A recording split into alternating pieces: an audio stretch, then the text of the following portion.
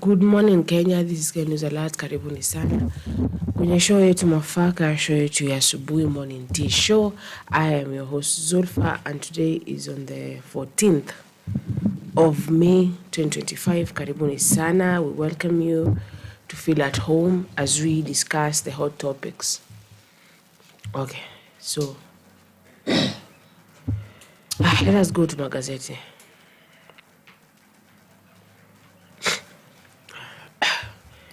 Wahudumu waliookoa maisha wakati wa corona walilia malipo afisini mwa Duale. Zaidi ya wahudumu wa afya 85,000 waliajiriwa kwa mkataba chini ya mpango wa huduma ya afya kwa wote UHC waliandamana barabarani kushinikiza waajiriwe kazi ya kuhudumu na pensheni pamoja na kulipwa marupurupu ambayo wamekuwa wakihaidiwa kwa muda mrefu. Wakibeba mabango na kuimba, waandamanaji wanataka kulipwa mishahara kamili kulingana na viwango vya sasa kama inavyowekwa na tume ya mishahara na marupurupu SRC na kuidhinishwa kwa bajeti ya kuwalipa kabla ya kuhamishwa serikali za county.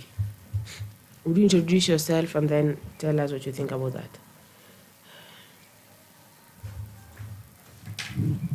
Good morning, everyone. This is Prince and Felix, and I welcome you to Kenyan News Alert TV Morning Tea Show. Yeah, I hope everything will be on the table. Thank you. Welcome.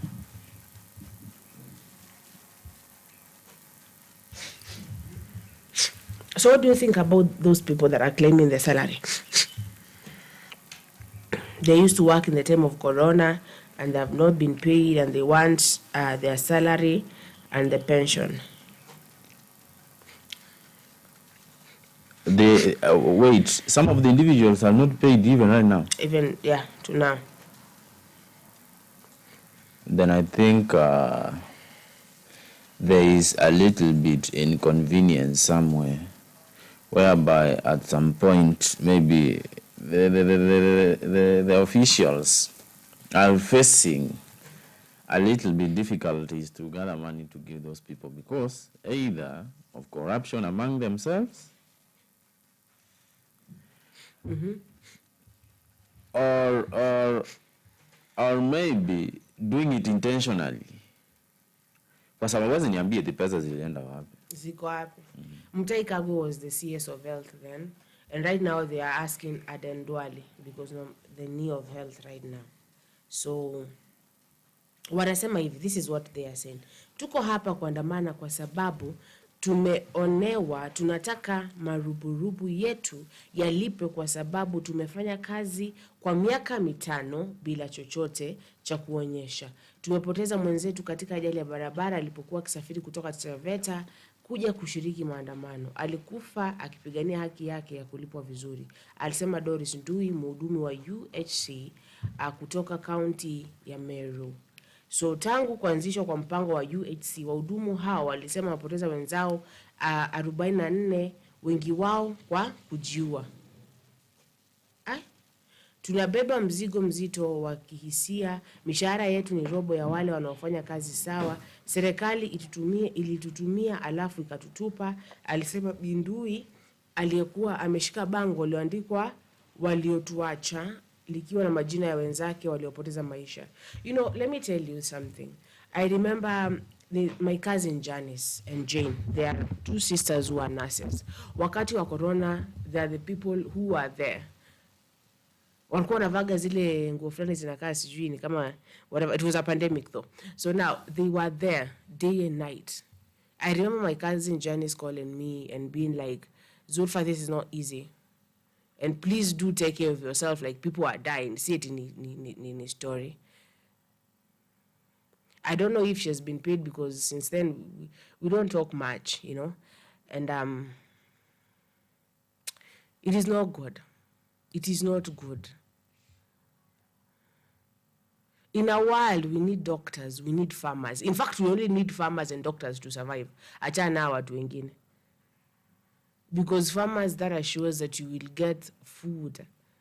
Doctors, you will be healthy.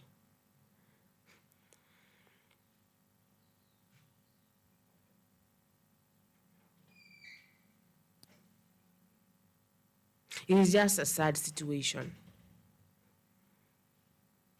And the government should pay these people. The government should compensate these people. They were our heroes when Corona was happening. These are the people that were holding the forts down. Because like basically those ndo watu walibaki wakifanya kazi. If everything else had stopped, we were praying for doctors out here.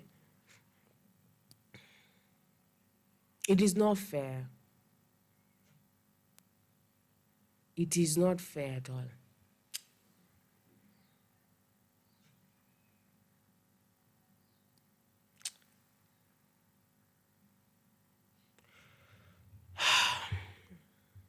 Let us go to the next thing. Ruto anaendelea kupata kipigo kotini licha ya genge la washauri. Rais William Ruto jana aliendelea kupata pigo kotini huku akipoteza kesi mbili ambazo zinahusiana na miradi ya kimsingi ya utawala wake. Jana mahakama ilisimamisha kamati iliyoteuliwa na waziri wa afya Aden Duale kuchunguza na kutathmini deni ambalo lilisalia wakati wa hazina ya bima ya kitaifa ya afya NHIF ilikuwa ikitumika kwa wanaosaka matibabu. Pia bado kotini, mradi wa nyumba za gharama nafuu ulipata pigo eneo la Lang'ata, Nairobi. Mahakama na mazingira iliposimamisha ujenzi wa nyumba hizo 15,000 za gharama nafuu. Kuhusu NHIF ambayo nafasi yake imechukuliwa na bima ya afya kijamii SHA, mahakama ilipiga breki jopo la kuchunguza deni hilo ikisema katiba lazima izingatiwe. Raia wanne wakiongozwa na Dr. Magare Gikenyi walipinga kutathminiwa na kukaguliwa kwa deni ambalo NHIF ilikuwa nayo, ikisema jukumu hilo la kikatiba ni la mkaguzi wa hesabu za serikali. Rais Ruto mnamo Machi 5 aliagiza kamati hiyo ibuniwe kuchunguza jinsi deni ambalo NHIF inadaiwa liliafikiwa. Aliamrisha hospitali ambazo zinadai NHIF chini ya shilingi milioni 10 zilipwe mara moja, huku zile ambazo zinadai zaidi ya kiwango hicho zisubiri uthamini wa kina. Wakati huo kulikuwa na malalamishi kutoka hospitali ya kibinafsi kuhusu madeni waliodai NHIF na hata wakasitisha utoaji wa huduma kwa Wakenya waliosajiliwa na SHA. Kamati hiyo ilibuniwa mnamo Machi 28 na Bwana Duale ikiwa na wanachama 19 ikiongozwa na James Msairo Oje. Kamati yenyewe ilikuwa ikague madeni ya NHIF kuanzia Julai 2022 hadi Septemba 2024. Daktari Gikenyi na waliowasilisha kesi kotini walisema hatua hiyo inakiuka jukumu la mkaguzi wa hesabu za serikali. Amri ya muda inatolewa kuzuia kamati hii isiendeleze na kazi yake kwa sababu kuna ushindani katika umma na taasisi za kiafya ambazo zilikuwa zimetia saini makubaliano ya kutoa huduma ya NHIF, akasema jaji. Again, amri ya muda inatolewa kuzuia kamati hii isiendelee na kazi yake kwa sababu kuna ushindani katika ya umma na taasisi za kiafya ambazo zilikuwa zimetia saini makubaliano ya kutoa huduma na NHIF. So basically they are the hospital ambazo zinadai pesa kwenye NHIF, wanadai pesa fulani na hiyo pesa hajalipwa. na wamepeleka kesi zao na wanauliza kwamba they should be paid. Let me tell you this thing of NHIF and SHA. It's been really difficult for people because hii kitu ilisitishwa once. NHIF inabaki, kuna watu sijui bado mpaka hawajalipwa, kuna wafanyakazi wa NHIF walirudishwa nyumbani hawajalipwa. It was just a whole, it was chaotic. It has been chaotic. And I am glad that the court, you know, the judiciary is doing what it is doing. I am glad. So Jaji Ruben Nyakundi aliamrisha kesi hiyo isikizwe Juni, tarehe 2 ya Juni. Jaji Nyakundi pia alisema waliowasilisha kesi wameibua maswali kuhusu kuwekwa wazi kwa rekodi za kimatibabu za wagonjwa kufikia kiwango cha fedha zilizotumika. Alisema hiyo inakiuka haki ya wagonjwa wao na ni jambo ambalo likianikwa hakuna njia yoyote ya kuzuia athari zake.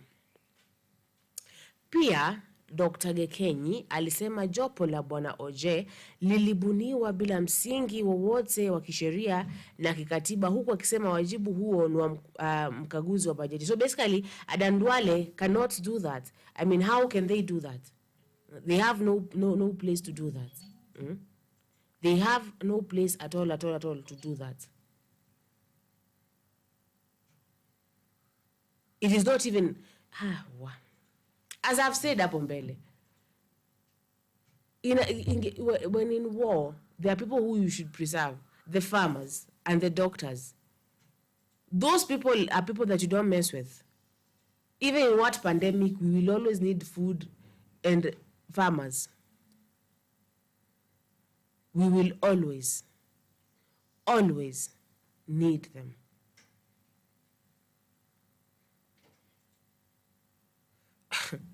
It is not a good situation. It is not a good situation. Well, let me just hope that they fix it. Because tumeshindega history ya SHA, tukisema SHA. Karibu dadangu. Karibu sana. Introduce yourself. Good morning, guys. How are you doing? I hope your night was good. Situko sawa. I'm not feeling well right now, but I'm sorry. I know you shall be okay. Yeah. But thank you. Umenikaribisha kwa show. Karibu. So about strong, in fact, you know where we were the entire night, yeah?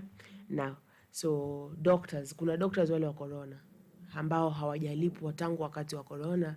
44. How many years are those? Those are 5 years ago. Hey, well, in fact, 6. Because 2020, 21, 22, 23, 24, 25, 6. From 2020, they have been undermining out here, so demonstrating.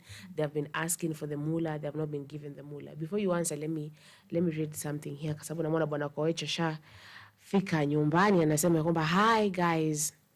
Hi guy. Hi. Hi. Hi, how are you? Bwana Koechi. Sema Gachagua is out here whining that Raila has neglected the Gusii community because none of the 4 CS sports went to them. Seriously, since when did the government job become a community gift basket? That is a really good question. We're going to get to that. So the question I'm asking is it fair? We're going to answer that on Coach. Really good question, actually. It's a question that we should be asking ourselves. Like, Raila ameingia huko ndani. Position zafaa kwenda huku kwao. Huyu ameingia, Kalonzo ameingia, basi zingine ziende huko. And it's not really good. We're going to get into that. Now, the question I'm asking is, these people, 44 of them died. So, and some of them by their own hand. Like, do you know people, so I was saying, sawa, sema ulikuwa hapa nikipenda hiyo mfano, niko na makazi ni wawili ambao ni moja ni daktari, mwingine ni nurse. Janice ni nurse. So Janice, it affected her. I don't know, seeing people die that way or something. I don't know. It affected her because, like, we used to be so close, and right now we are not. We don't talk that much. So, but I remember back in 2020, she called me and she scorned something me. because nilikuwa nasema hii mambo ya corona ni uongo. Mbona kwani because I asked that one question of kwani corona inatoka usiku inatembea usiku. Unaona, let me tell you that girl kama alifanya kulipuka on me. Sawa? Aliniambia vitu nyingi sana, people are dying, Zulfa, don't be sad. Some things I can't even say here on live camera. So, and she was pale kipaumbele doing everything. Alikuwa anafanya Chuka hospital. And imagine kama hawajailipwa. But I know her, she's like a government nurse. Sawa? But now imagine how wengine ambao waliajiriwa wengi wa deal na corona na hawakulipwa. They were not compensated. They are still out here kuandamana. Some of them, I don't know what happened. I don't know why they were killing themselves. But I don't know the trauma, the pressure. You know, what would you say about that? Sasa ilikuwa Mutahi Kagwe ilikuwa ndo CS wa health wakati huo. Lakini sasa ni Aden Duale. Aha, niambie. Kwanza tu Aden Duale. Atawatetea hiyo. How? Aya. Mutahi Kagwe, you were CS that time. And right now, hapa nje, maybe you are seeing these people, how they are suffering, how they are demonstrating. And yani venye tu wanaumia, I think you can see them. Why can't you just take these people, sit them down, explain to them, or even just pay them? You just forget about it, because this is now 6 years. Wengine walikufa wakifanya hiyo kazi. Wengine hata waliugua, but kuna wale pia walipona. But for you, you are just out here, relaxed, your life is moving on well. By the way, when you see people coming out to demonstrate, you have to know that these people wako na shida. They have a lot of problems. Yani, let me tell you, saa ile unasota vizuri, ndio nakumbuka kuna deni yangu mahali. Lakini saa ile umeshikashika kidogo, umepata kapesa kidogo, umepata ya kulipa fees, umepata ya food, ya rent, acha nitulie kidogo. Lakini saa ile unaisha ukiangalia mtoto ametolewa shule, ako nyumbani, hakuna food kwa nyumba, rent ndio huyo landlord ako kwa mlango amekufungia. That's the time now you remember, nilifanyia serikali siku nyingine kazi. Na pesa by the way hatujailipwa from that time. Why can't we go? Why can't we join ourselves and go and ask for this money? But I don't know why the government always assume that kila mtu wako sawa. I don't know why. And I don't know why the government inataka kudaiwa deni. You see? I don't know why the government inataka kuaibishwa hivyo. I don't know why. Kwa nini? Mbona vitu vingine msifiche tu uso wenu? Mbona vitu zingine msifanyie tu kwa chini zishie huko nje? Mbona vitu zingine it seems like you like mnapenda kuanikwa sana. And you know, the more we are demonstrating, we don't just demonstrate here. This thing is going all over the world. Why can't we stop trending in some such things?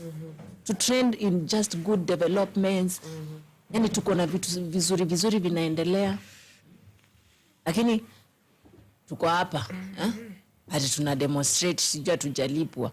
Tuna demonstrate sijui tumeibiwa kura. Tuna demonstrate chakula economy iko juu.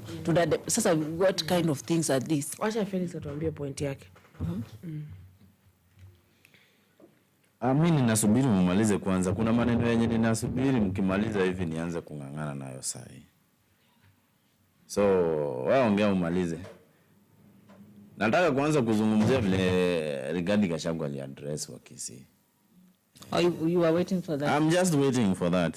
So you're so much ready. I know when you hear about Matiang'I, you are so. Not only that, but also the fact. But you are always happy when you hear the name. And not only that, but the fact that is flowing on that. Hey, we. Wase, hapa feloni wa Matiang'I. Because when he just hear the name Matiang'I, anakuanga hapa juu hivi.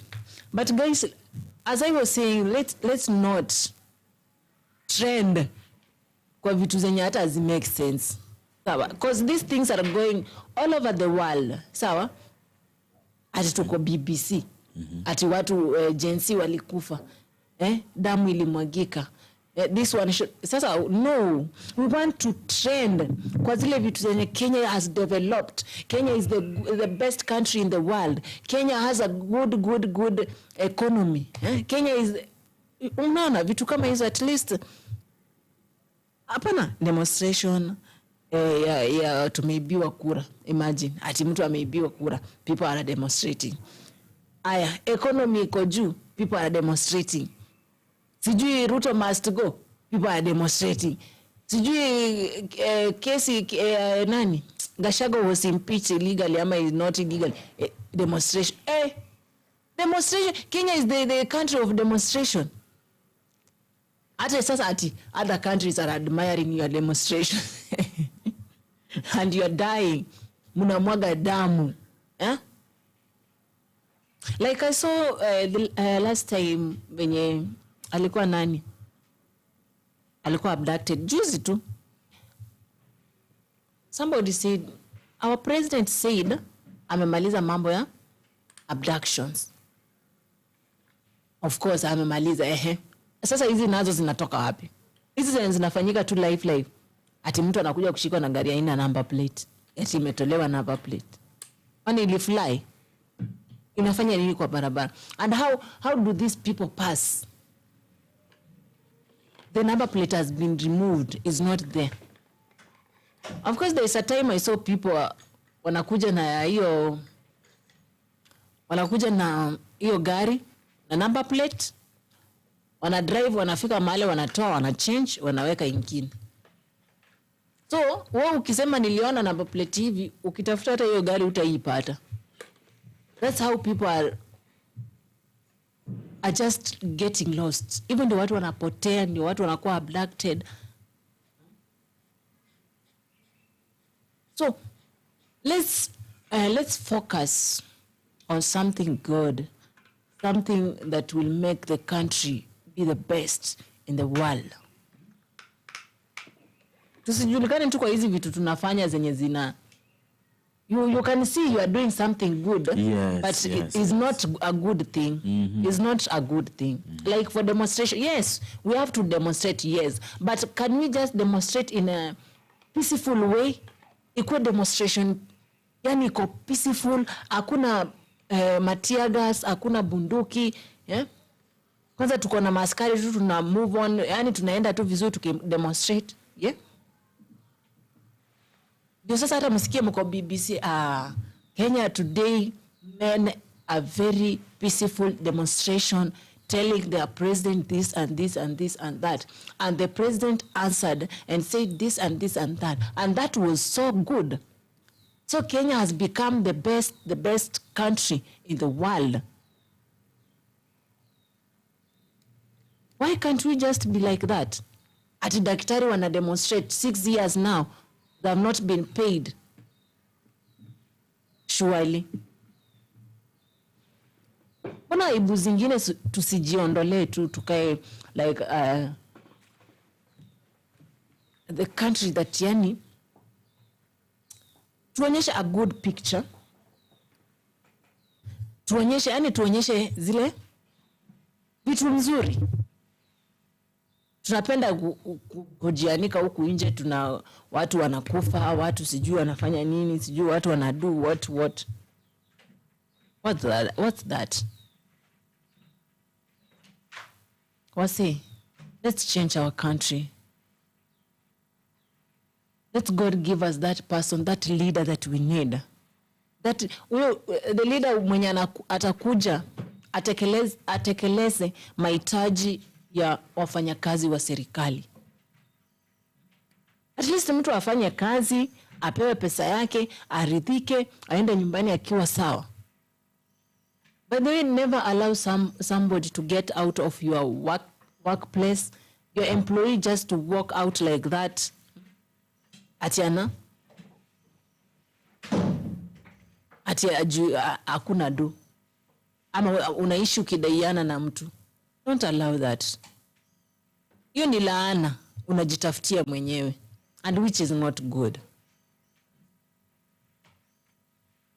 Unaonyesha uchi wako huku nje.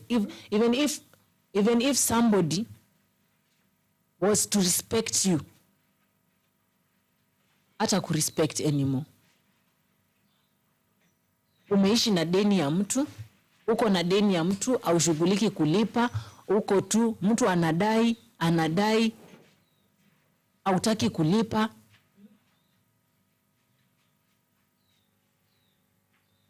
That's not good. Let's concentrate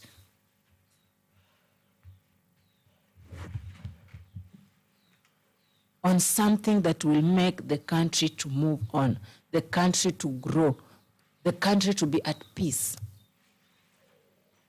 That's so shameful. Ati kusikia the government iko na deni ya 6 years. Hey, we. Ni mingi sana. Mingi sana. You have to do something to pay these people wanyamaze, because ni kama tutaenda kuwasaidia kudemonstrate. Now, it is so shameful, yes? Yes. It's so sad, and I hope that you can fix it somehow. Sasa tuingie kwenye main topic. Sawa? Ni Felix anafaa kuintroduce. So, Rigathi Gachagua address the Gusii people.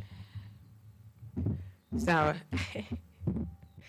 Unasikia hapo Bwana Koech akisema ya kwamba, now let me read it now. Sawa? Gachagua is out here whining that Raila has neglected the Gusii community because none of the 4 CS posts went to them. Seriously? Hivyo unaeka? Seriously, since when did the government job become a community gift of baskets? I'm going to say since our parents walionyesha it's okay, like wacha Kalonzo achukue hii kitu, wacha huyu achukue ndo tupate minister of water and irrigation. Yuko ni minister of water and irrigation. Asijina kwanga Water and something, si ndio? Haya, wacha sijui huyu achukue ndo hivyo. So kama Raila when he got the nini, when they joined the government, how many positions were given to his people? Even before negotiations zikiendelea, how many positions were given to his people? I mean, this has been here. It has been done. Imekuwaga kuna huyu mtu. Sijui alienda wapi. Ule friend. Kuna mkaka mmoja alikujaga wakati wa Cleophas Malala.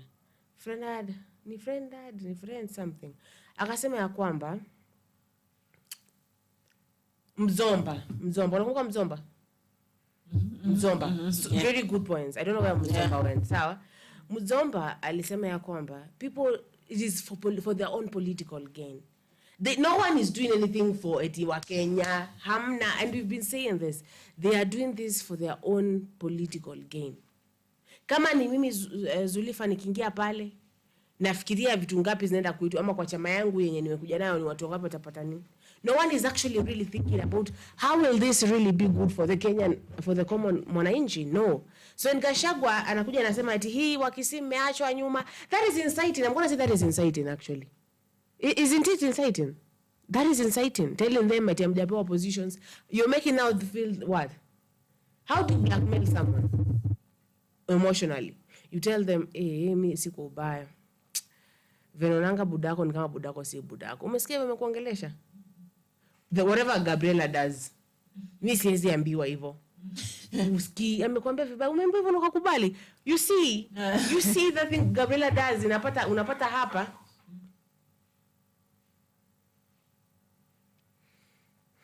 Unapata hapa yani hautulii. So Gachagua going to I don't know if there's a footage. Sabu Bwana Felix is the one who was researching about this.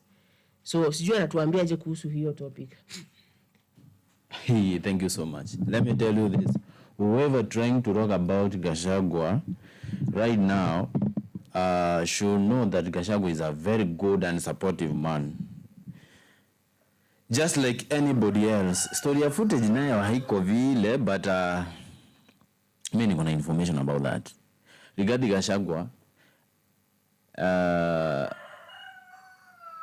I don't think ninaweza feel ashamed nikisema that ali support Wakisii vizuri sana. And I really appreciate that. So your statement yenye unasema vile umeisema, my sister, I would like you to understand that that man is really supportive. And he confirmed this. He was in a radio station by the name Egesa, if I'm not wrong. He was addressing the Egesa is a broadcasting system that addresses the Gusii people, whereby he was questioned a lot of questions concerning the Gusii people. Let me tell you the truth. Adi ali approach Wakisii akawambia, you guys, if you really need to remember that you have got potential in political system in this country, then whoever going to be against your will, that person should be at some point even captured and questioned. Of course, at some point we have got many individuals who really understand that we have the constitutions the constitution that is guiding our rights, that is providing a good field where we really need to enjoy our rights.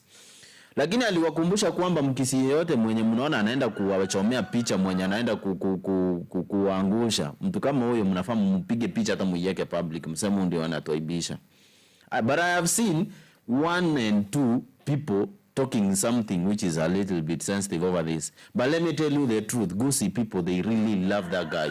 And they showed the love. Sasa, si ukitaka kujua information vizuri tila lazima uende kwa ground. Ground si wala watu wenye wako prominent wametrend kwa mtandao wanaongea zi. Ground nenda kule mashinani hivi. Hata usitamke kitu yoyote. Usiulize chochote. Nenda huko jifanye eti unanunua mtura, huyo jamaa wa mtura na kukatia. You will see eti anakukatia, but the person is cutting that mtura for you. I don't know whether you are getting me. Yeah. You will at some point get that person saying, hii mtura hata kama tunakata hivi, but this is the point, this is the fact, this is and whatever. Unaelewa, unapata like ameropoka tu mwenyewe amesema yenye amesema. Mkiwa kwa matatu unaweza sikia vile watu wanaongea. Hiyo ndio ground. Ground si akina Gaucho huko kwa bunge la mwananchi. Ground si akina nani yule.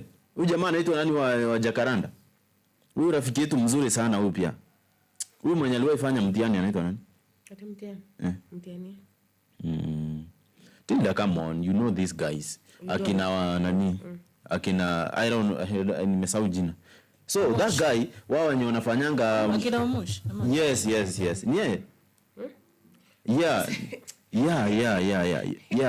Huyo ni yule mwenye aliwafuata baba kwenda Addis Ababa, achana na huyo. Kuna yule mwingine. Kuna mmoja alikuwa Spice FM, yule mnono mfupi ama ni mgani? Simjui. Kuna jamaa fulani nilisikia ni kama alifanyanga KCP. Kwa sababu anafanya KCP. God of mercy. You don't know that guy? Do you know that guy? KCP akiwa tu mkubwa hivi. Anaitwa nani yule jamaa? He is a very good guy. And as those people who are trending on social media by trying to confirm and sharing a little bit of information concerning this and this. But let me tell you the truth. How sio ground nenda huko mashinani hivi. Ground ni matatu, wakati umekaa kwa matatu mna travel. Unashikia watu wanapiga story hapo ndani hivyo kwa safari refu. Achana hii yenye mnatoka hapa hivi drive for the 5 mkikuja town. Hiyo si safari refu, maybe hawataweza kuongea vizuri. Wakati mnatoka hapa ida kutoka sehemu ya Nairobi mkwenda kwa Machakos uko ndani kidogo. So hiyo safari ni refu kiasi watu watakuwa ida wataanza kudiscuss mambo na politics kidogo. You understand? So these people, they are going to confirm to you without their knowledge that this is what the ground says. So Rigathi Gachagua could address many people using the Gusii platform, whereby aliwaambia nyinyi Wakisii, let me tell you the truth, we have never had a community producing intelligent people like you. We ever thought that there is a community that is having very hardworking and intelligent people, but you confirmed, you proved us wrong. Akawaambia vizuri sana, if you guys you are not going to support your son, then you will never have this chance again. This is a wave. This is what? This is a calling that has just come to you. Na akasema si eti nimekuja hapa kupromote tribalism. Ningekuja hapa kupromote tribalism, mimi ni Mkikuyu. Ningekuja kuongea maneno kwenu hapa hivi kweli? Unanielewa? That guy, I remember that presenter alikuwa anatumia Kiswahili kumuuliza. Alimuuliza maswali mazuri yenye yako very sensitive. sir, you have got this platform, you have started this organization. How are you going to make it more stronger to convince Kenyans that you have got many ways that maybe you are going to use to sort out all those issues that are affecting the common mwananchi? You never had that speech, so I cannot ask you whether you remember. So Gachagua aliwaambia hivi, sisi kitu yenye tunajali ni maslahi ya mwananchi, si maslahi yetu sisi kwa sisi. That is why tunajaribu kufight all the way to come and do what? To come and start up a good program that will care for the country. We know very well that we cannot fix this nation at once because there is a big mess. Unanielewa? There is a big mess in this nation, but we will try to fix where possible, where we can. Ndio maana Zulfa mimi ninaweza nikakwambia, unaona kuna kitu yenye nilisikia ukisema like incitement. I'm telling you the truth. It is unaweza beba. Yeah, you are right. It can be a kind of incitement. Unachukulia like so sisi wakisindo tumeachwa sababu ya Ruto, and then they carry that grudge to the tribe of this person. We know how Kenyans are. We all know how Kenyans are, don't we? As I imagine, ninyi wakisi meachwa, and I had another one actually say that. I remember there's a moment that Onyonka and this other person from Gusii, they were on morning show ya Citizen, sawa, with that really cute Arab guy, sawa. So they were there, and akasema ati Gachagua vile kujaga alikuwa anataka mambo ya shares, sisi wakisi kwa tumeachwa nyuma, sijui and then Onyonka asked, now since Gachagua is out of the government, have you been included? Have you been? And that person could not answer that question. Yes. They were like, well, it takes process. It takes process. So the reason why, and I'm not defending anyone, actually, I'm just asking those questions. It's all good. Gachagua is telling these people the truth. But I think as a leader, kuna vitu unafaa, unajua, pastor ambaye amesomea upasta, hata kama akona hicho ule wa mimi naona aliyekufanyia vibaya, hakuambia ni kama anajua nani. Sababu you might go home and go kill that person. Eti ni yule ndugu yako sio mganga. Atakwambia, I just see that your family has been doing this and this and this and this and this. They will not really tell you it is. So when Gachagua kenda pale kwa radio aseme nyinyi mmefanywa mmeachwa mmetengwa, unajua it is kind of it may be intention yake hata so hiyo iko mbali kabisa, but it will come out as incitement. You're telling these people how they're supposed to feel. We are all children of Kenya. Nilisikia ule Kawaya akiongea. Kawaya akasema ya kwamba ati Wagikuyu wakicheza wataekwa kando ya serikali venye Wakamba wamehoga nje serikali. So, but I think our government is tribalism. Because everybody is talking about just waliachwa nje, sijui msipofanya hivi mtaachwa nje. What is that now? Imagine that is tribalism. That's tribalism. Na hiyo kitu ndio inatuangusha vibaya sana. Vibaya tena sana. You should not be talking about sijui watu, sijui which tribe, sijui Chukueni hao watu wote waekeni pamoja. Hapana kuharibu huku unatengeneza huku. By the way, that's what the government does. Mnatengeneza, tuseme mnatengeneza Western, mnaharibu Gikuyu people. Nao sasa hivyo mnasaidia ama ndio mnaharibu kabisa. Ukianza kubagua, even in the family, ukianza kubagua, kuna ule mtoto mmoja ata notice, here there is something that is going on. Na pia yeye ataanza kuku. Felix, where is your lipstick? People are asking, where is this? I'm about to give him the lipstick. Did we come with the lipstick? I'm going to go look for that lipstick. I had forgotten about Felix lipstick. I had forgotten about Felix lipstick.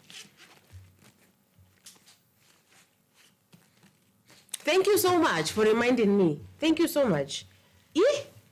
That's why Felix is ako tu public, ako like wanakumbuka hawakumbuki.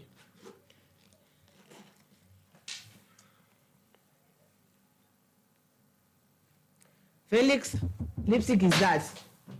Nimempa lipstick watu. Let me read. Tunaambiwa huyo anaitwa Nuru Okanga.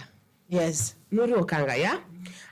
By Coach and Gypsy. So, thank you so much. As Felix, where is the lipstick? The lipstick is already amepewa. Apia kwa screen sasa amejipaka lipstick. Aya. Hi Queenie Zulfa. Hi, how are you? How you feeling? Did you get that thing? Did you go and get that thing that we said you go get? How was it? You tell me how it was. Hi beautiful soul, Mam Tilda. Kama alikuwa nimemiss hiyo jina mam. Hi Gypsy, welcome to the show. Welcome kabisa. Thank you. Yeah, you're the only one who always make my heart feel like I have people around me. Yeah.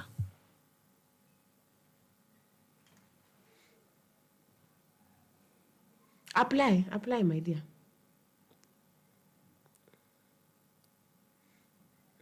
Stop reading ingredients. So it is reading now the ingredients of the lipstick. If that is not red enough, I can get you red enough.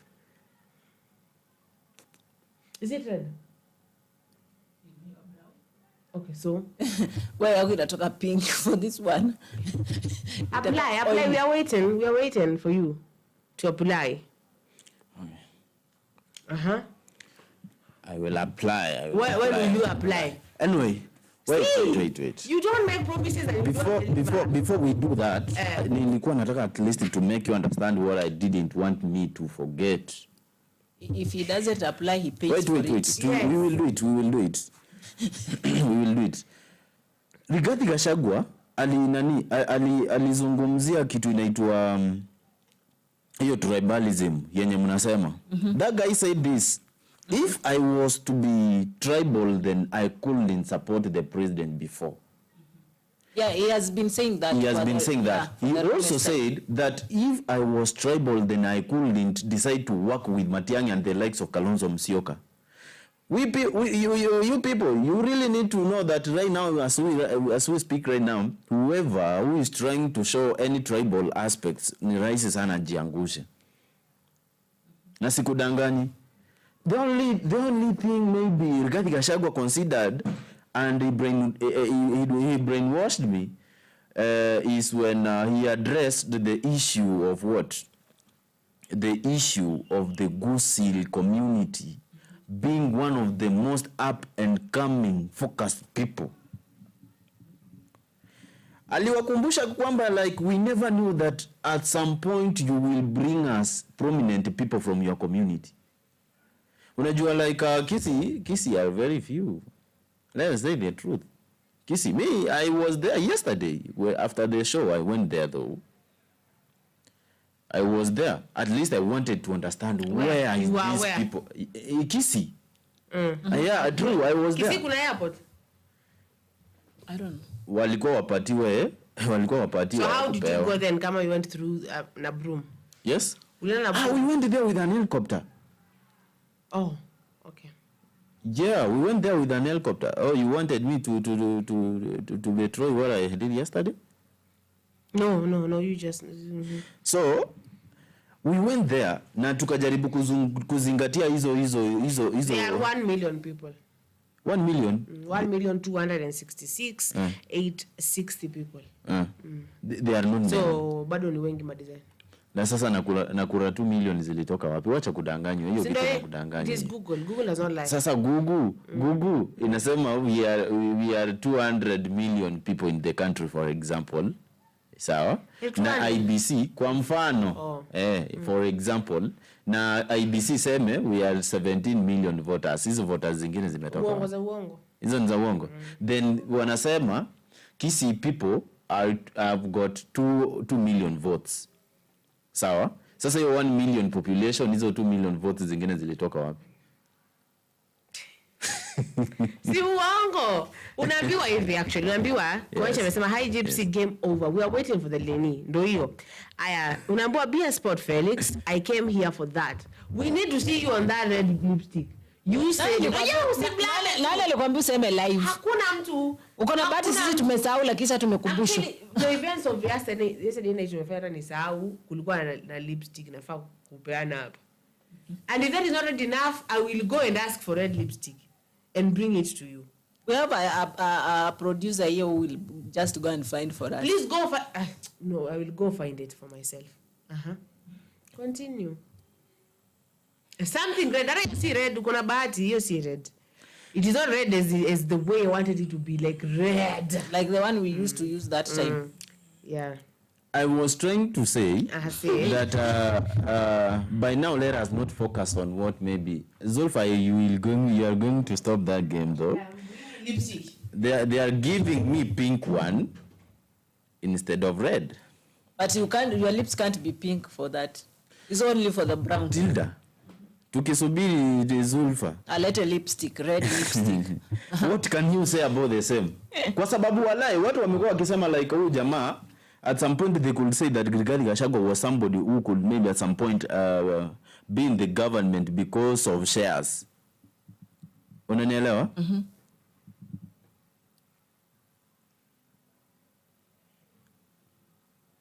How?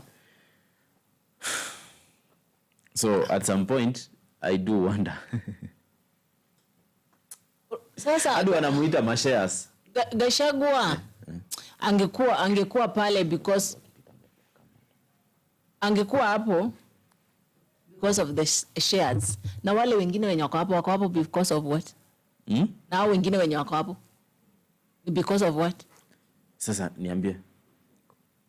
Now it's a question I'm asking. Why do you see this one person mwenye alikuwa impeached akaenda back home?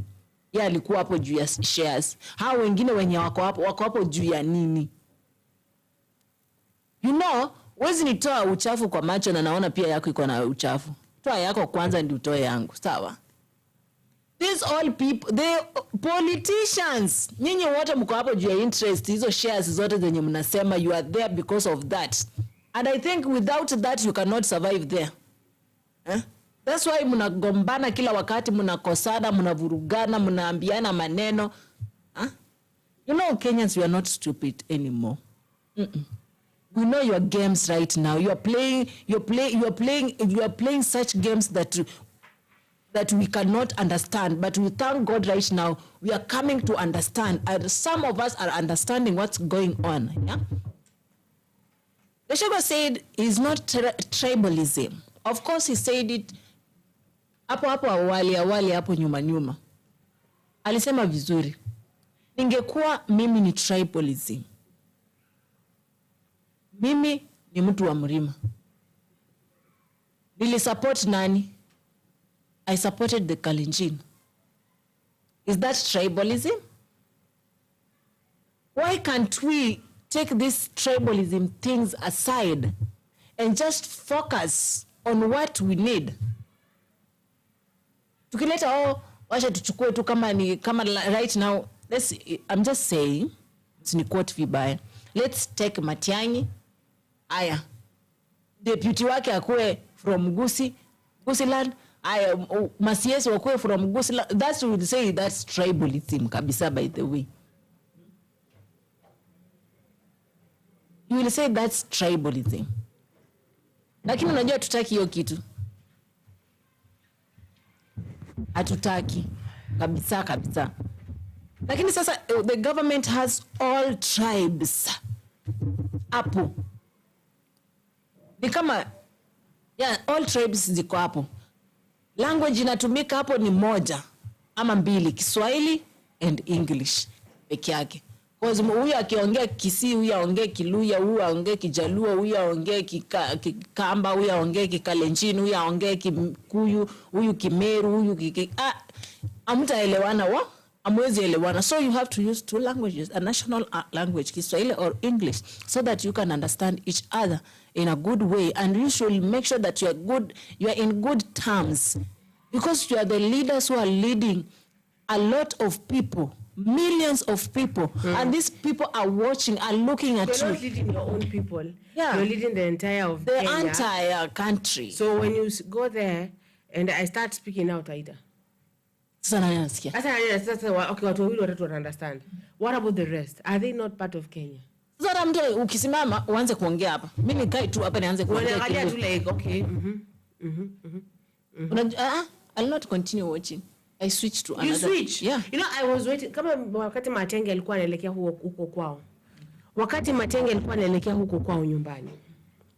I was so eager because ametoka majuu, amekuja. You know, I want to know what is he going to say? How is what is that speech? Amekaa hizo mezi zote aki-prepare. And then he comes, he speaks for 5 minutes, he speaks in his own language. You know, we were here streaming it actually. So, but let me ask you, is it wrong? Yeah, it is wrong. Why? It is wrong because of Utishu governor. That guy was addressing his own community. Wacha kutafutia mtu makosa bwana. No, Felix, no. Why do I say no? Because you're not asking for your village MCA. You don't get Gusii. You're asking for, you want to rule Kenya. You want to rule Kenya. You want to rule. No. It's okay. You have your right to say no. But I have my right to say the thing that I want to say. That was really wrong. That was not wrong. It was wrong. It was not wrong. It was wrong. It was limiting, it's but okay not for wrong. You. It's okay to be. He was addressing. No. Who addressing who? Is address familia yake. Unataka ongea lugha nyingine mtu anaelewa kwa familia yake. Wakisindwa wako Kenya peke yao. How many tribes are there in Kenya? I saw that video 43. well. I saw that video well. That video was saying Matiang'i homecoming. Now, who cares? The entire Kenya was there. The entire Kenya was there. He could have spoken in Swahili. The entire Kenya wa kwake. Mtu wa kwangu aje. Mimi hata mwenyewe sikuwa naelewa hiyo lugha. Wacha. Now, the thing is, that person, ilikuwa citizen, ilikuwa KTN, which means we all Kenya wanted to hear him speak. Everybody wanted. And I drove Missouri. People were waiting for this. So why speak in your language? That is just showing from the beginning that you're going to be a problem in Kenya. He was addressing his people at home. No, we don't want those kinds of leaders. We don't want those kinds of leaders. Okay. Mr. President, who anaenda uko kwao? President, kuna tofauti ya president na raia, my friend. Anaenda kwao. Kuna tofauti ya president na raia. Au anaongea lugha gani? So you want even when somebody is trying to address the family, his family, you wanna be a president. Behave like a president, don't behave like a village mate. Behave like a president if you wanna be a president. You are addressing the entire of Kenya. Kila mtu asi lazima baba. That's the thing. Zulfa naomba mnielewe vizuri. That guy, according even to the information we had, it was a homecoming. Alienda kusalimia watu wa kwao. Is it problem to address people with their language? Thank you so much. And to address with their language. Mulisikia matusi eti aliwatusi wakati anaenda kwa. What are you trying to do first? People could leak information. Is there any leak information yenye inaweza sema Matiang'i alitusi watu? Wacha machezo mkonayo. Wacha mchezo mkonayo. Baba amesema wacha machezo. That was wrong. That shows us how much is going to be tribal. You know, no, that guy is not even tribal. Let me tell you the truth. How many men have you ever had anybody cry that Matiang'i has red flag ndizo hizo? There is no red flag there. There is no red flag there. Let me give you a very good example. Labda niongee Kiswahili, niongee English. Labda something important that I want to tell my people ndio nitawaambia kwa lugha yangu. Hata Ruto huwa anafanya hivyo na ni president. But na language ambayo kila mtu even we want to know alikuwa anaambia nini watu wake. Si ati ukuja hapa Let me ask you a very simple question. Let me ask you a very simple question. You guys were claiming that the best thing you could do, you could use the best Swahili. Language people could understand. Every Kenya. It's okay. I'm not against that. You are against. But what was the problem when he was addressing his own people? But his own people is asking to be Kenyans' own. It is asking to be Kenyans' own, Felix. Then he shall treat the entire of Kenya as his own. Was it gazetted that it was a Kenyan tour? Was it gazetted that it was a Kenyan tour? Yes. Wacha kublame mtu kwa vitu hakuna. That is really wrong. No. Felix, that is really wrong. Was it gazetted that it was a Kenyan tour? It was. Wacha kupiga mic inapiga kelele. Hiyo microphone ya Zulfa inapiga kelele kwa sababu anaiguzaguza. Tilda, this is the question. Was that issue gazetted as a Kenyan Felix. Okay. a Kenyan tour. Felix. Wacha. Na ngoja. It is a yes or no question. Was it gazetted as a Kenyan tour? It is a yes or no question. Sasa, ati a yes or no question. Yeah, it is a yes or no question. It was a homecoming. Why is this person already defending? Was it gazetted? Alikuwa anangojea. Matiang'i anasema Alienda wa Mnyoro. Alienda wa Mnyoro. Aliongea kitu. Wacha nikwambie. What is wrong with this person now? What is wrong with You really understand what I'm trying to say, but you want to behave so like no because hata kama unaongelesha watu wako watu wote walikuwa wanataka kusikia what is this man saying. Upcoming president anataka kuambia nini, hata kama ana address watu wake alikuwa anasema nini, at least ametumwa aende kuconsult watu wao. Ametumwa nani na Kenya mzima. Why are you confusing yourself? Na Kenya mzima alienda kuongelesha watu wa kwao. Ametumwa na Kenya kaenda alienda kuongelesha. Unajua mnanifurahisha. Niwaambie vile mnanifurahisha. Niwaambie vile mnanifurahisha. Suppose mniuliza aje. Ametumwa na Kenya mzima. Ametumwa na Kenya mzima kaendeshwa Kisii. Who are these people now? So he decided to speak to them in their own language. Stop confusing yourself. Umeniambia Felix, we want you to go and talk to your family about this issue. Nimewaambia thank you so much. I'm going to do that. Unajua tutakuwa tunaenda kuongelesha familia yangu. Why tena mnaanza kunifuatilia ati? Talk in the language that we understand. If there was any information, if there was any information that was not good there, I'm very sure we could have maybe had it from somewhere else. Wakisema sasa si kuna watu wenye wanaelewa Kikuyu na maybe ni Wajaluo, kuna watu wenye wanaelewa Kikalenjin ili hali wao ni Wakikuyu. If there was to be any information that guy could maybe share yenye ilikuwa mbaya, I'm very sure mngekuwa mmeipata. Obviously hata kuna watu wenye hawakuangi hawakuangi whereby maybe they can share hiyo information kuja kwa watu wengine nasema yule mtu tena amekuja kuwachomea hivi na hivi. Obvious wako. Can I tell you the truth? We have got some of the information zenye huwa zina leak kutoka kwa vitu zenye zimepangwa hata kama ni siri. So huyo jamaa kutumia language ya kwao ni alikuwa na address watu wa kwao tu. Na hata nani anaongeanga lugha ya kwao? Nani? President Uhuru the former wakati alikuwa president. Alikuwa anaongeanga hiyo lugha at some point. Alafu anaongea yote. Hapana si yote. Lakini na at the other side remember I was there streaming, right? Where? You were where? Yeah, I was there. And I was here also. I was there. Yes. I was there. And he spoke in his own language. I can even give me some of the information that even the governor from the from Gusii County alikuwa anaongea sawa. Yeah, kuna footage mingi hapo hivyo kwa mtandao. Hawaku unajua nyinyi mlisema like ni kama the whole program. But it's okay. For how long did he But it's okay. It was not the whole program that made that guy could use the language. Another thing. Msimulaumu. No. Msimulaumu. Mlituma aende kuuliza watu wako. Aende kuuliza watu wako. Sasa aliwaleta information akaambia watu wamekubali. Wacha. Ngoja usome comments pale. Wanasema Koech, this is Gypsy. Koech, a lot of games and puzzles. We should embrace culture but talk as Kenyans by using one united language. Okay, thank you Gypsy. Koech says something be the ref. Let me tell you here, sometimes I usually feel like jumping to Felix. So,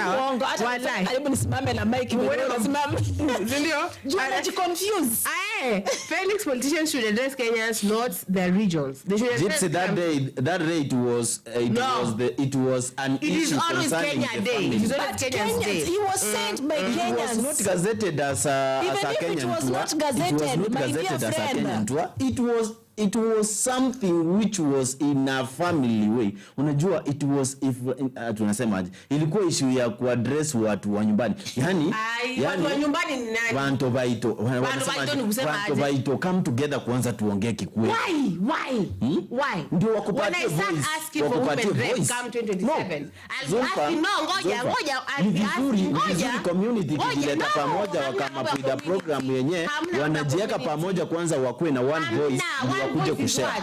Hamjawahi kwa hata kwa discussions yenye mko na watu 6 mnaambiwa nenda mkadiscuss hapo hivyo vitu zenu alafu mtuletee conferences zenu. You guys let me tell you, when I start asking for women rep, I'll not go anywhere and start speaking in certain languages. I'll be speaking in English or Swahili to address everybody, because right now to integrate kwa hizi community, to integrate unapata saizi in Kajiado, lakini Kajiado unapata like you find that most people are not even Masai that are here. Most people are like Cukes, they are like the Luos here. You don't find it's mtu anaelengo anasema hapa anaongea Masai. No, because no Masai lives here. You go like in place like Mombasa right now, you find that Mombasa hata so Wagiriama, so no the Mijikenda there. You find that Kambas, in fact Kambas in like Chani, Migadini, they are just out in wanna own your place. Sawa. So but when Joho starts speaking, he doesn't start speaking in Taita or the Mijikenda or in Harab. He speaks in Swahili because he knows we have integrated. Kisii wanakaa huko peke yao. Kunaishi Wakamba, kunaishi Wakikuyu, kunaishi sijui Wakale, kunaishi watu wengi. Si ile time kwa pale Wakamba unapata this community only Kambas live here. So what is your point? You are trying to say that these guys are trouble. I'm trying to say that this is one of the red flags and he should correct himself. There is no red flag. There is no red flag. We have got what we call. Wait, let me ask you a very simple question. Did Kiswahili and English came to nullify other languages? Yes. Yeah. To unite us. Uniting has never meant that we are not supposed to do that language wherever you want to use.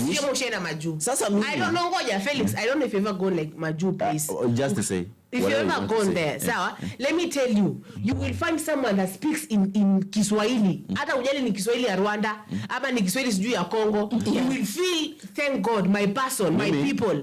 But because it is an alien place. So you find one person, you don't even care they're Nigerian or whatever.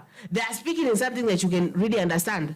Anaongea Kiswahili hata ujali ni ya wapi. Anakuambia sijui nini, you just like thank you, my person. You share kuwa basic, they become family. This is why we speak Swahili. This is why ngoja kidogo. This is why the Kamba people and the Swahili people integrated and they created the Swahili. So that we may speak Swahili. One language, because barter trade ilikuwa ngumu sana. Sababu hatukuwa tuongea language moja. Wewe unaongea language yako mtu na confuse. Hata nimekuja spices, umenipea vitu zenyewe si understand because you don't speak. Then they intermarried and they created the Swahili language for us to be able to understand each other.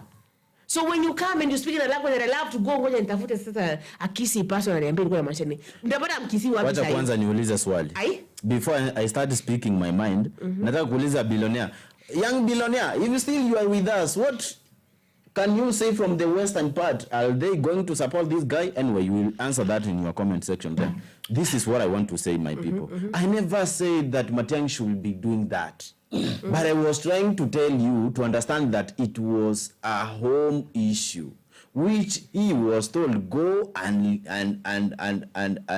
listen to your people, then come back to us. I remember we were in high school, we were in campuses where we could be given an opportunity to make groups. We were told that now go there, speak silently, use the best language possible to have a clear understanding and come up with your points. What was to be the problem if one of the groups could use their language to just maybe have a clear understanding so that they can come up with a blending information to come and share with us? I cannot say that Matiang'i did wrong. I also never understood whatever they were talking about, but it was their home issue. Now that they need to come up with the point and tell us what they discussed. Now to Joel, this is one how they discussed. When the right time comes, maybe where they could gazette that we are going to tour some of the areas in the country, at least to greet people, but not campaigning, because the right time for campaigning is not yet right now. So then that will be the moment we are going to ask that guy, why are you still using your mother tongue language when you are at your community and where yet we want to understand what we are talking about? It was an home issue. Okay. It was Gypsy ameniambia hapa that a politician should use a language people should understand. Yes, that is true. Yes? But it will be also at some point possible for the politicians to address their home people using their own language. Is it wrong? I don't believe it is not wrong. Let me read the comments. Tuanze pale kwa Young Billionaire anasema, hi Gypsy, because then young girl says hello jeshi yote kene ndo kufika saa hii. Hello, karibu sana. Then anasema Gypsy says hi young billionaire, nice to see you. Thank you Gypsy. This is so Gypsy says young billionaire, can't wait to see you with your double act. I hope he's well. By the way, it's Kamukuya's finest. Aya. Then We really miss that person. we miss Tobias. Hey, Tobias. Me and Tobias alikuwa anafika ananiambia wale Zulfos and Belega mbio. I'm like, hata sina mambo. Sina mambo. It's not personal to you. Aya. Felix, I didn't know that Matiang'i has more than 6,000 relatives. We didn't know. But thank you for informing us. Sawa. So young billionaire says, no, lazima lugha ya kwenu. Even right now, Zulfa, upewe chance ya kutalk your kamba. Lazima. Don't say ati. No. I wouldn't talk though. Because I want everybody to understand me. It's good. It feels refreshing. But I don't really talk it kila wakati. Sawa, unless I'm working on a Kamba radio, I'll be like, yeah. So, but I'm not working on a Kamba radio right now. Okay, so like, and then Gypsy says, hi, young billionaire. Then Koi says, bold move. Sawa, but starting in your backyard feels like launching a national campaign from your mom's kitchen. Unless you're gunning for chief of local vibes. Thank you so much. Thank you. Why not go big at Uru's Park or a historic? Sawa. Unaget who trying to tell you, Felix. Haya. Young Bilo sasa Matiang'i Western nayo toa kura huko. Ona kabisa ana Rigiji, no votes there. Unajua huyu ni mtu wa nani? Wa Ruto kabisa. Haizi ongea ukweli. Haya, historic spots. Let's not mix village hero vibes with state house dreams. Wala That is the point. Maliza kusoma. Ngoja, sawa. I want you to get these things before I really get into you. So Yakulina says Felix Salamu kutoka kwa Dera Mwangi KDH Thika Road anakuona na anakutambua sana. Dera ni mwanamke. Dera ni nguo. Dera ni mwanamke ama Dera ni nguo mzee. Sasa si anasema salamu. Sasa sijui maybe hiyo Dera imekusalimia, hiyo Dera inakupenda. Haya, basi na I will not. I speak a lot of languages, young billionaire. I don't. Okay. So basically, yeah, leave alone now, English and Kiswahili. No, I speak a lot of languages. Yeah, I want you to speak 5 languages, the native languages from the coastal region. That you don't even understand? It is because you are saying you understand. Yeah, I do. It's okay. How many languages do you speak? Young billionaire, thank you so much. Ngoja. Ambia Dera ni nguo Felix. How many languages do you speak? 1. Why do you speak 1 language? The likes of my I mean, you should know all 43 languages because you're in Kenya with 43 languages. Now, let me tell you. Kocha amesema. Young billionaire, tell Dera that I tambua. Be present akigotea watu kura. Sasa si Dera amenisalimia. You don't want me. Uliniitikia salamu zangu bado ungeacha niitikie. Ukanifungia ndio Rita asini address, ukanifungia Malkia asini address, ukanifungia sijui nani asini address. Dera nimekuja nataka kuni address tena unataka kunifungia. Unataka kunipaka lipstick ya red in front of the camera. Nichomeza hivi. Acha mambo. Young billionaire sema ukweli. I'll be applying lipstick in solidarity. Young billionaire sema ukweli kuhusiana na ground hapo hivyo. Wacha bro usiseme nini. Fanya tu ukweli bro. Lakini amekuambia ukweli. Acha niambie ukweli. If you want that seat, let me tell you, Felix, actually, we are helping your person here. Sawa, tunamwambia hivi. He's not, right now, haulizi governor. Ingekuwa anauliza governor akisema tu kuko hapo tunafuatilia because he's asking his own people. But right now, he's asking to cook the chicken of Kenya. He's asking to be doing this for Kenya. He's not asking to be for the Gusii people. So like, right, do you really think that... Ngoja.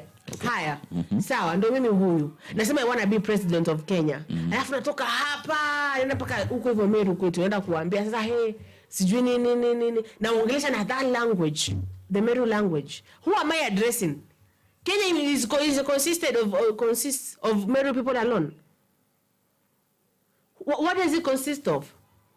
How many tribes are here? How many rallies has Matiang'i conducted?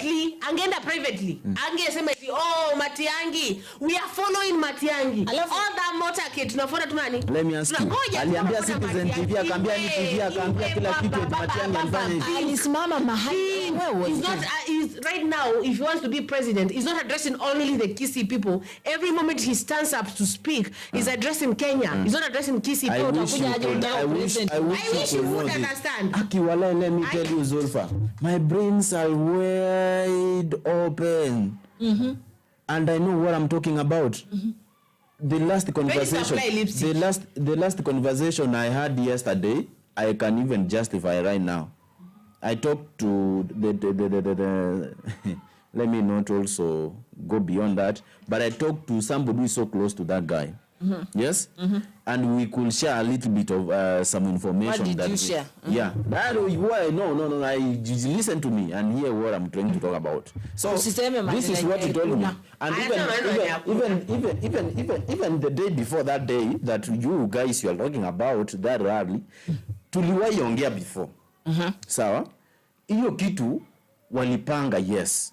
Unanielewa? Ilikuwa waende wasalimie watu town, Gusii town huko. Waende kwingine mahali centers zenye zinaweza leta watu pamoja. Sawa? Walifanya kitu ya nyumbani. Unajua hatujaona rally zingine zimefanywa sasa, zile zenye zinakuwa political moves. Unaget? Zenye maybe wanaweza fanya the same thing walifanya, at least nao tuwaingililie vibaya sana, tuwakosoe, tuambie nyinyi watu mshachoma. Why can't we maybe give them another we give them time tuone tena kama wanapanga rally nyingine, tuone vile wataifanya. Matiang'i sasa hivi huwezi jua mahali yako. Mbona before afanye hiyo rally alikuwa anaambia unajua Matiang'i asijaribu kustop rally yake? Nani? Matiang'i. Anasema nini? Mbona before afanye hiyo rally alikuwa anaambia nani stop rally zake? Nani alisema? Matiang'i himself. Ali-address nani? Mr. President. Alimuaddress. Sasa hizo rally ni ngapi amefanya? Sasa the first rally. No, ni rally ngapi amefanya? I'm just questioning. This is not the time for campaigning, my friend. Na anafanya rally, unajua ni story ya campaigning. Anafanya? Do you know that it is wrong to campaign nani Felix? Huwezi niambia ati mtu anakam tu Wakenya wamekuwa wakingoja Matiang'i speaking when anaongea lini. People were here, we just want to hear what this man is going to say. Ala anakuja anatuongelesha kikisi, hakuna kitu tumesikia hata amesema ya maana hapo. Wenye wamesikia ni Wakisii pekee. And then you are telling us we are the Kenyans are the one who sent it. When Kenyans sent you, we need you to represent us in your home. And yes, it was your homecoming. Yeah, welcoming home. My friend, mbona ungeongea kwa lugha ambayo Wakenya wote wanaelewa ndio tusikie umesema nini? Sawa. Leader, you're a leader. Mimi ninasema hivi. Not something small. Felix, this is me. It was a family. It was just like a family issue. It was just like a family issue. Babu family what? Family issue kusema nini? Family issue. It was a family issue. Ndio maana mimi I see red flag. Ndio maana mimi I see red flag. I look at this and I see red flag. Let me tell you something. Ngoja nikwambie. Ungesubiri afanye rally zingine kwanza, muone vile zinafanywa. Ukiona bado wanafanya the same thing, then that will be the point. I don't wait. This is Kenya. I don't wait for the second thing. You to strike mara ya pili. Sababu hivi ndio vitu ambavyo tumekuwa tukiona through these leaders, and we just Zulfa, let me tell you the truth. It is not possible for somebody to choose maybe the kind of language. You should have spoke your own people. Yes. Unajua huko ni nyumbani kwao mashinani. If I go now like in Dar es Salaam and I'm with you and I'm with this one and I'm with the producers here and then I start speaking in Chaga. Lakini Zulfa, there's a very big difference between mashinani. Unajua hamna ongea Swahili. Ongea Kiswahili basi kama watatranslateana hapo wenyewe. Unakuja kiti ya Swahili, unakuja kiti ya president. Thank you so much. Alikuwa anafaa kuongea Swahili. Yes. Sasa mmesikia ra? Tuko sawa sawa. Thank you so much. Sasa mko fiti na hiyo. Alikuwa anafaa kuongea Swahili. Hujasema natural language. No, according to that mess, let us call it a mess. Is it not a mess? It is a mess according to you. Very dirty mess. Exaggeration is not needed here right now. So, I want you maybe guys to share with me if you have maybe received any information that that guy could maybe share with his own people yenye ilikuwa maybe consisting of hatred speech, which was at some point maybe carrying up an effect maybe that could bring a very negative issue in the society. kuna any information yenye alisha in that language yenye ileta any issue. Hakuna mtu ambaye amesema aliongea ti language ya kweli. Sasa acha nikwambie, unaona my sister, mtu ongee kitu mbaya na mtu aanze kutangaza vibaya. I'm telling you the truth, ingekwisha julikana. Gypsy unasema nini? Amesema ya kwamba Gypsy amesema Felix umepatikana, that is young billionaire. Young billionaire anasema should start with MCA, it could be better, lakini kuwa rais really no, that one is a no. And then Gypsy says Ruto has got the second term, Glad is going to replace Kindiki, and the project MATIANG'I and the mouthpiece Gachagua will be joining his government. Game over. And that one I can say yeah. Let's wait. Yes. Hakuna mali imiona MATIANG'I kalile kiti. Not now. Not now. Watu wamezaliwa na neema zao. No, I'm not saying they doesn't have the grace of becoming a president, but not now. Sasa mimi niliwahi sema hivi, Matiang'i ndiye atakuwa the 6th president, sawa? Lakini sikuwahi sema Ruto ni one term. That is now what you really need to understand. Matiang'i atakuwa the 6th president. Hiyo ni kitu yenye watu washasema. Na unajua watu wakisema niyo na watu ndio nini. Lakini niliwahi sema aje President Ruto is very smart in politics. Mnakaniambia 527. Hadi Gypsy mwenyewe. Gypsy, do you remember you once told me that I'm at Gypsy will say that Felix, I guess you are a 527 group. But let me tell you the truth. Right now, the state of governance we have right now will never get out of office. Sawa? 2032 nayo itaamua. Hiyo ni kitu niko sure. Lakini let me tell you the truth. Saa hii kuna mtu mmoja ambaye ni tisho. Unanielewa? Kuna mtu mmoja ambaye ni tisho. Nani? Huyu mtu mmoja akipata backup mzuri hivi na mlima wakisimama waseme ni yeye. Vile washasema.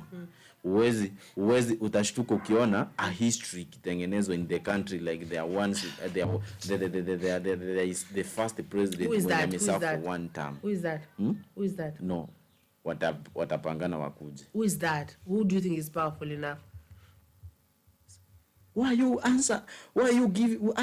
questioning me an answer? You are supposed to question me a question. Anyway. Nauliza, who is powerful enough, according to you, to really go after Ruto and stop questioning me an answer. Answer is what? Question me a question. What?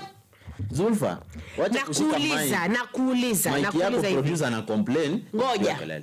Nakuuliza. When you look at the opposition, who is powerful according to you? Usiambie na question answer. Sababu tafadhali. Let me read well, stop questioning and answer. Hapo niache wewe. So Rigathi Gachagua said that for Matiang'I to be the opposition flag bearer, he must consolidate Gusii region on his back. Some say Rigathi is being tribal, but politics is about numbers, not emotions. Alafu pale chini Gypsy anacheka sana, alafu anasema kwamba Koech 100%. Sawa.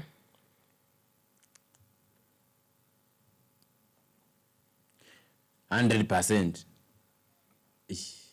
And the numbers is in the mountain. Numbers uko wa mlima. Wacha kwanza. Wakati mashabiki wangu wananisalimia, tafadhali wapatie ample time ya kupata response zangu. Dera. Umesikia? Basi nimrespondie Dera kusikia. Young billionaire sijui kama alipotea, lakini young billionaire. Uko excited your design? Yeah? Uko excited umesikia Dera amemsalimia? Ai, Nyaboke, I feel for you. Nyaboke, I feel for you. Young billionaire, I would like next time when ufanye research vizuri kwa ground ukuje na information niambie watu wanasema nani. Waachana na hiyo story ya kuanza kutudanganya hapa. Yes. Young billionaire, wherever you are, I really greet you guys. And I respect you. I love you guys. Yes. Felix amefanya leo nimeshout sana mpaka nasikia like my heart. Unasikia uende pale karibu mshauri. Wear lipstick wewe. My nini? I'll come then I'll dress you that lipstick. Dress it. Hivae. Afana shout nimeshout mpaka nasikia ni kama. Wewe mimi namfuta chini mpaka ile lipstick. I will hold you down. You must apply that lipstick. You said you do it in solidarity and people are here waiting. Give the fans what they want. People respect women. I apply. Men, respect women. Apply. I forgot to... Gypsy, I forgot. you know he said yesterday he will apply today. Apply. Yes. Apply. And you said it on camera. That's true. Apply. But I forgot to buy. Apply. I cannot use yours. Apply the lipstick. You this is what you do. You just smudge something. It here. No, I can't share. You can't share what? I can't. Why do you play these games, Felix? Do you think women being killed is a joke?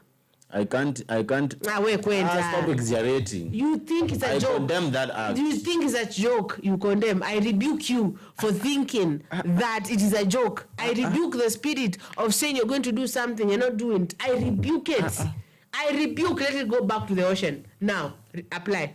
Even the Bible says, apply. When you salivate to someone's wife, and the wife salivates back to you, then you have already committed adultery. So, just like as I say that I'll apply, I had that intention to, and the lipstick is an unliving thing. So if at some point it could not give the response of maybe admiring me back, but at least if it was around, I could apply it. It is there. I have applied it spiritually. As you blackmail spiritually, hakuna hapa spiritually. Wanauliwa spiritually, wanawake wanauliwa physically. Wanauliwa physically, hauliwi spiritually. They are killed physically. So you're going to have to apply it physically. So apply it now. Apply. Wama huko sema jana ulikuwa unafikiri unasema nini? Ulikuwa unaambia nani?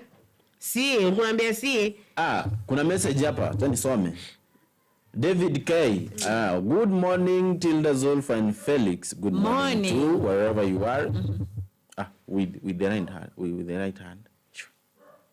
I salute you. Anasema hivi, all whatever you have been talking about, you are all right, but at some point it is not wrong to use a language that your people... Send me that message I read. Yeah. For the people. Let me send it to you. And don't write it. I want you to send it to me. Let me send it to you. Let me call. Let me send it to you. You are right. Anaandika producer. Nimeacha. Nizime hata simu. Ndio hiyo ulikuwa unaitype. I was scrolling. I was scrolling. You are scrolling and you are reading it. Amesema nimeedit. Acha ikae. I'm not sending it. Hakuna. Hata kituma inafaa ikuje forwarded. Forwarded. Nilikuwa na scroll mali Zulfa kwa sababu unaelewa mimi niko na wafasi wengi wananitext sasa. Zulfa inafaa ukuwe umempin. Yes. How can I pin somebody mwenye respect? Your workmate. Ati akurespect. Angekuwa kazi yake ni kunishautia ovyo ovyo. Angekuwa akurespect sasa angekuwa alishakurusha na Samsung yake. Yeah, wallahi. Apply. There is another one here, or I give you the red. No. Usije tu batua mdomo hapo ukasema mambo. Unaona vile ananichokoza? Alibatua tu mdomo hapo. Akasema ati tomorrow. It's okay. Very serious, I'll be applying the lipstick tomorrow. And you will not apply the lipstick. People, this is the point. All those Gusii people who really feel that this is their time. Don't try to show us your superiority and your arrogance and other things that we have been seeing somewhere. Because you what? Let me see. At some point, I have seen that some of the kisses outside there wameanza kutumia hiyo kama kujipiga kifua. We don't like that. Vile watu walisema like watasupport huyo jamaa ni watu walisema sio nyinyi. Lakini wacha niwaambie hivi. Huyu jamaa mwenye amekuwa proposed angekuwa tribal ama angekuwa mtu mwenye ajielewi, kuna vitu mingi ange entertain. Haven't you ever had any kisi complaining that Matiang'i you ever did to me this when you were a CS for security? Mwesikia kitu kama hiyo? Angekuwa mtu mwenye ako biased na angekuwa tribal. Mngesikia wakisi wakicomplain hivyo? Mngesikia? Let me read comments there. No, utasoma comment, jibu kwa my question. Wacha kuhepa. You guys, unajua kitu. I'm hepa in the way of hepa to apply that lipstick. Angalia kwanza, angalia Zulfa, stop hiyo mchezo. No, si mchezo. Angalia, kuna hii issue yenye, watu wanasema like, that is a tribal aspect. Sawa? Yenye, watu wanajaribu kuonyesha wakifanya hivi. Yes, na mimi ninataka niulize hivi. Haven't you ever had somebody complain that Matiang'i, when you was yes, you did to me this, you did to me this, and that person is a Gusii? Have you maybe you want to say that you have never. You have never. You have never. I have never. You have never seen. Can I give you a good example? Can I give you a good example? We have got a prominent person who at some point is trending on social media, and at some point that guy could at some point abuse the president of that time. I think it was Uhuru Kenyatta. Not I think, but he was Uhuru Kenyatta. So this guy alitumia abusive language ku address president. Sawa? Unajua huyo mtu mamake aliaga dunia, lakini hakupata nafasi ya kuja kumzika kwa sababu aliambiwa usikanyage hapa. Na mwenye alimwambia ni Matiang'i. Mbona hakusema huyu ni mtu wa nyumbani? Hapana, watu wa nyumbani si waguzi. Acha niwaambie ukweli. Kazi ya mtu kama ni inaonekana. Kama mtu ayuko if the person cannot maybe apply partially at some point, the person should also be appreciated. Unanielewa? So if that guy amjui jamaa mwenye anaitwa Choi Cosmo. No informers. You know that guy. Adi? You know Cosmo Choi? Cosmo. I've heard that American guy. Yes? That American guy could... American ama Kenyan? Ni America. I think alibadilishanga nini wa huko. Oh. Sasa aliwahi address President Uhuru. Sawa? Matiang'i akamkazia vibaya sana, akamwambia abusing the president is what you don't need to do. Unanielewa? Wote ni wa Gusii. Mbona hawakusema like wewe ni Gusii mwenzangu, kuja basi huu unifanye nini? Hadi huyu jamaa analia kila siku, anasema hawezi support Matiang'i, hata afanye nini. By the way, hata kuna footage yenye niliwatch leo asubuhi, anasema Matiang'i, mimi siwezi nikakupatia kura yangu kabisa. Mimi ni mtu wa Ruto kabisa na ni Mgusii. Sawa? Mbona? Ni kwa sababu mimi aliwahi mkanyagia. By the way, analia kila siku hiyo kitu tulifanya, sikuwahi kuja kuzika mamangu. Ninakuja kuona mahali mamangu amezikwa. Na usidhani hiyo ni kitu mzuri. Sijui nini. Unajua ni kwa nini? Ni kwa sababu aliwahi tusi president na Matiang'i akasema wewe vile umeanzisha hiyo game utakuja kuimaliza. Na jamaa akaogopa kukuja kufanya nini, kuzika hata mamake. I don't know whether kama ni propaganda mtu anasema ama ni ukweli, but hivyo ndio wamekuwa wakisema. So angekuwa Matiang'i angekuwa mtu mwenye maybe ya tribal, ungesikia Mgusii mwenzake akilia hivyo? Amngesikia. So at some point let me read this. Sawa? So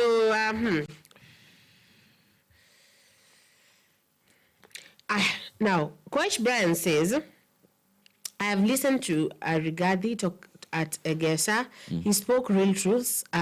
On Matiang'i needs his home-based support. He needs a grassroots party for his people to negotiate with others. Okay?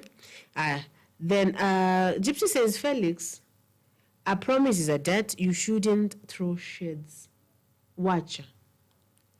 And I am so sad for the people who really look up to you.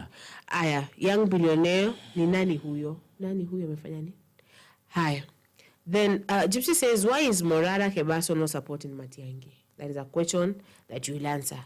Then young billionaire says, Ruto Tanotena.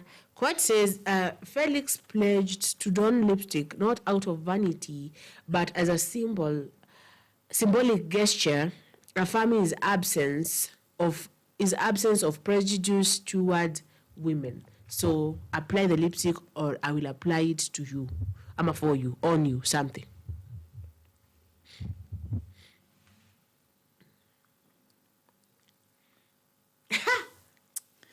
I'll buy mine. I forgot to buy mine though. I'll buy it. I'll buy that lipstick. I cannot share with Zulfa. Like seriously, that Felix ninashare na Zulfa. Watu. Sasa ati nimesimama hivi.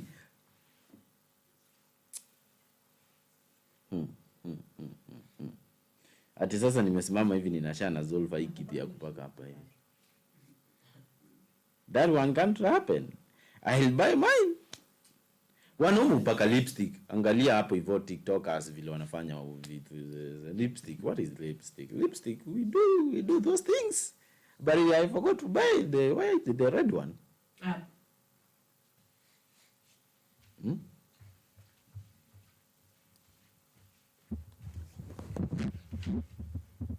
Felix, you did not say that you will buy. We said we will bring it to you. And you said, okay.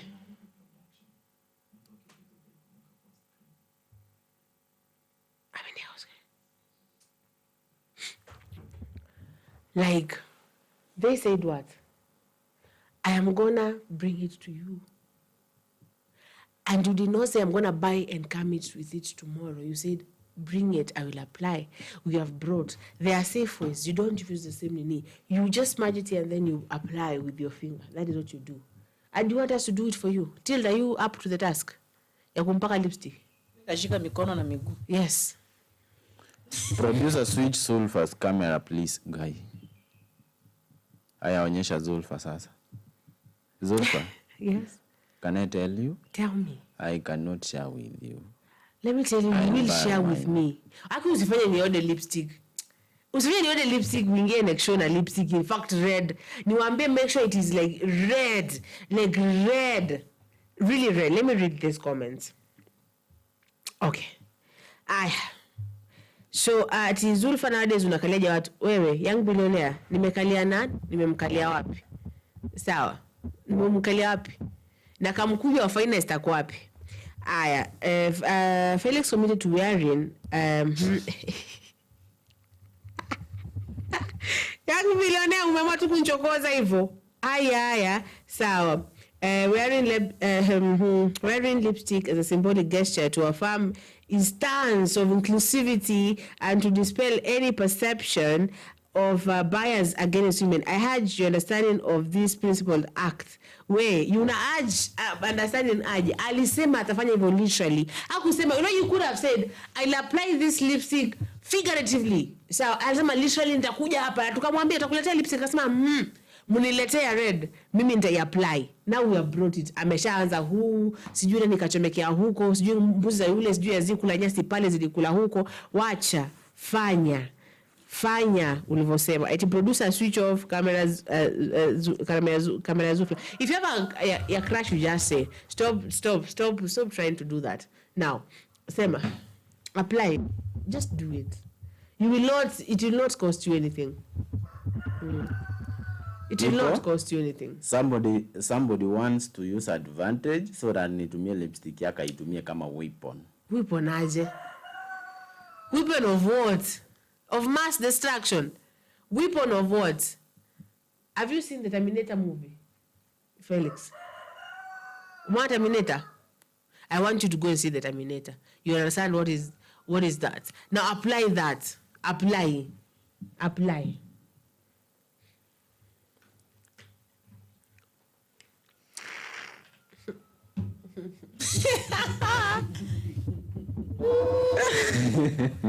Leo msema kesho ni muongo. Amejitia kijiti. Alijitia kijiti. Billionaire. Zulfa anataka niishe na yeye kitu yenye sifa. I make sense. Billionaire, yesterday they were using very funny fruits in the studio. You were not there. They are now here forcing me to share with them something that I don't know, so that if possible I can find myself in a different world. That is not what I can do right now. I want to just anajaribu kujitetea lakini I make sense. Aileti hata raha. What if nipate kuna film yenye mmeweka hapo ndani? Wewe baba wacha. We are not those kind of people that umezima tupeleke wapi? Umezima so mchele huo. Sawa, wewe jipake lipstick.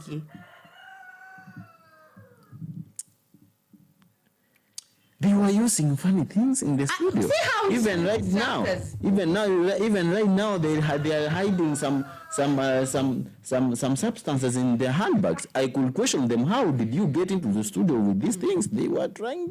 I don't know. Wacha ulijitia kijiti mwenyewe. Sasa hicho kijiti itabidi umejipaka ndo kitoke. I'm not safe. Jipake. I'm not safe in the studio, guys. What are you not safe? Are you not safe from what? Nyaboki is always got reception. Ebu apply lipstick wewe. I'm not safe. I'm not safe completely. I saw them having something in their handbags. And no, they were inserting something in their handbag, and I'm very sure they have smeared a certain substance on top of that lipstick. They want me maybe to inhale that substance, and I found myself in a different light. I don't know. No. They are hiding those things right there where they are seated. Come. I do what things about playing stuff. Switch camera ukuje uzitafute hapo. Okay, I will go walk over to Felix and I will touch you. I will touch you down. Unasikia? I will nitakushika chini nitakupaka. Don't dare me, Felix. Do not dare me. Do you dare me to come and apply that lipstick? Because we will do that. Apply to yaishe. Apply yaishe. I'll buy mine, which no. I understand. I'll buy mine. No. Quite whether you stand with Felix or not. Lazima. Thank you. Thank you. Wanasema hivi. Pomegranate is thank you, antioxidants. It is not, you know I have no filters, Felix. And if you want me to speak, I will speak. But unaambiwa pomegranate is antioxidant, Felix. Haina hivyo kitu unasema I'm not safe.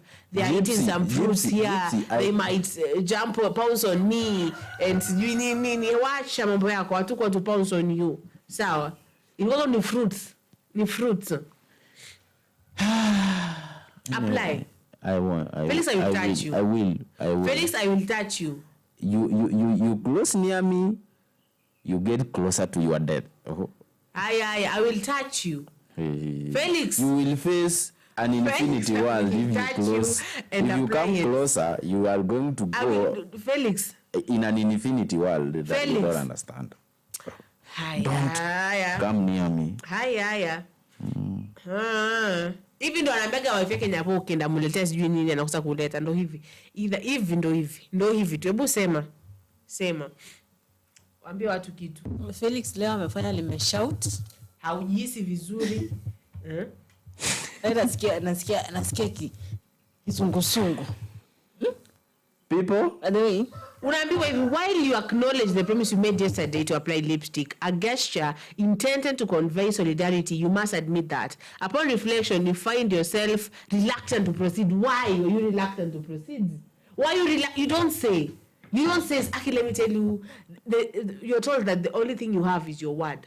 Sawa? Even kitambo roka kuna gentleman's word. Like you could go and buy land with a gentleman's word. So a gentleman words. And that's how you see, this is not even a gentleman. They cannot even say, well, I'll apply lipstick and apply it. Asa atakuja aje kwangu anunue land na a gentleman's word, although it doesn't work right now. It used to work kitambo. Imagine you could just go and be like, this Give it to me. Give it to me.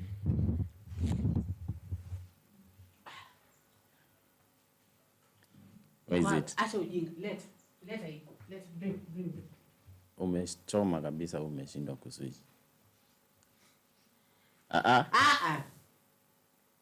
I hope the camera is seeing this. Apply it. Apply. you take with your finger and then you just smear on your mouth. Smear it.